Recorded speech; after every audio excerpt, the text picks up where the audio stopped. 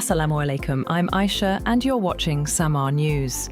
Here are today's headlines.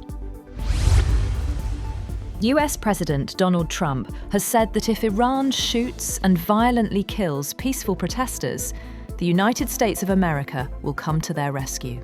This follows the deaths of several people as Iran's biggest protests in 3 years over economic hardship turned violent across multiple provinces. The clashes between protesters and security forces mark a significant escalation in the unrest that has spread across the country since shopkeepers began protesting on Sunday over the government's handling of a sharp currency slide and rapidly rising prices. Meanwhile, a senior advisor to Iran's supreme leader has warned that US interference in Iran's protests would trigger chaos across the region. Ali Larijani said Americans should know President Trump started the adventurism and should watch over their soldiers. He spoke after Washington warned it would act if lethal force is used, as unrest over economic hardship turns deadly.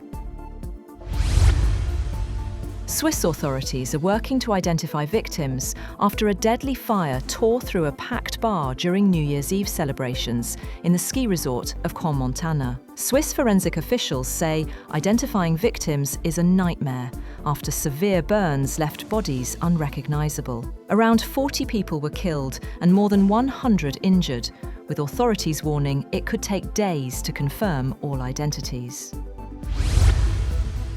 Emanuele Galippini, a 16-year-old Italian international golfer who lived in Dubai, has been named as the first of several possible victims from Italy to be identified after a New Year's Eve bar fire in the Swiss ski resort of Crans-Montana. The Italian Golf Federation said it mourns the passing of Emanuele Galippini, a young athlete who carried with him passion and genuine values. Italy's ambassador to Switzerland said earlier that 6 Italians were missing and 13 were in hospital receiving treatment for their injuries.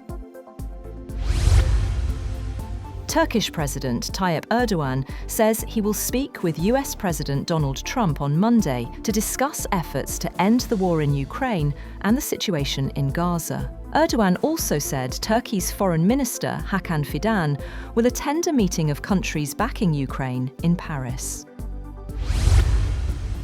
Ukraine's military intelligence chief, Kirilo Budanov, says he has accepted President Volodymyr Zelensky's offer to become presidential chief of staff. If formally appointed, Budanov would replace Andriy Yermak, who stepped down last month amid a corruption probe.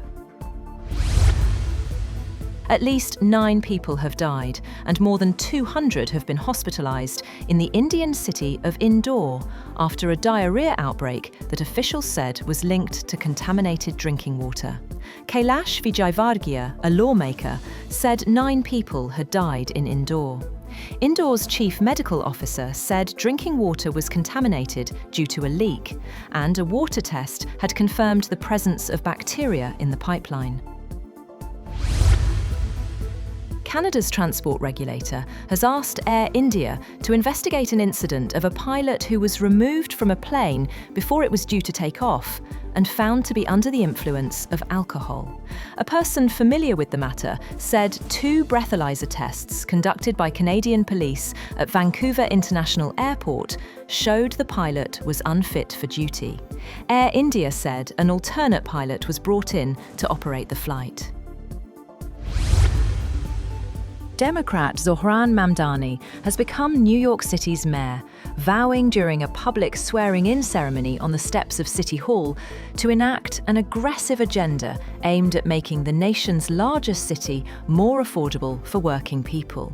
In a speech following his public swearing-in, Mamdani, a member of his party's left-wing Democratic Socialist faction, promoted core campaign promises of universal childcare, affordable rents, and free bus service. He said he was elected as a Democratic Socialist and will govern as a Democratic Socialist. Venezuela's President Nicolás Maduro has extended an olive branch to US President Donald Trump, proposing serious talks on combating drug trafficking and offering US companies ready access to Venezuelan oil. Maduro said Venezuela was a brother country to the United States and a friendly government. He noted that when he and Trump last spoke in November, the US president had acknowledged his authority by addressing him as Mr. President. Venezuela's government has freed 88 more people detained after protests that followed the South American nation's July 2024 election, marking the second mass release in as many weeks amid US pressure on the government of President Nicolás Maduro. The New Year's Day release follows the government's announcement that it released 99 people on December 26th, which would bring a total of 187 people released in 2 weeks. That's all for now. For more updates, visit www.samaa.tv. Thank you for watching Samaa News.